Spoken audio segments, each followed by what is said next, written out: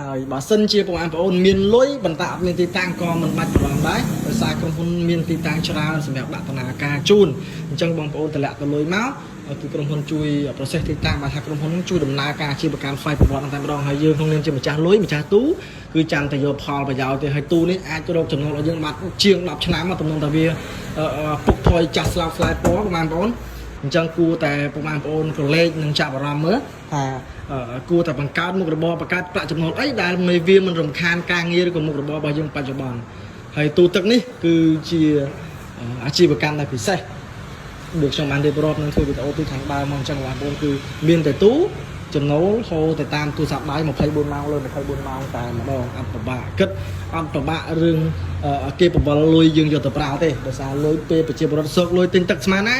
លុយលោតចូលទូរស័ព្ទដៃស្មើនឹងតែម្ដងបងប្អូនហើយទូនេះនៅពេលដែលបងប្អូនទិញទៅគឺយើងធានារយៈពេល6ឆ្នាំទៅលើសេវាកម្មជួលនឹងគ្រឿងបន្លាស់ហើយទីតាំងយើងមានរាប់រយរាប់ពាន់កន្លែងទូទាំងប្រទេសកម្ពុជាតែម្ដងអញ្ចឹងបងប្អូនដែលទិញហើយអត់មានទីតាំងក្រុមហ៊ុនមានទីតាំងផ្ដល់ជូនហើយ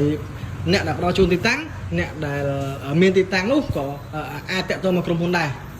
ដើម្បីឲ្យក្រុមហ៊ុនទៅសិក្សាមើលថាទីតាំងរបស់យើងអាចដាក់ដំណើរការបានឬអត់បើសិនជាក្រុមហ៊ុនសិក្សាថាដាក់ដំណើរការបាននោះក្រុមហ៊ុនយកទូទៅតម្លើងដោយឥតគិតថ្លៃ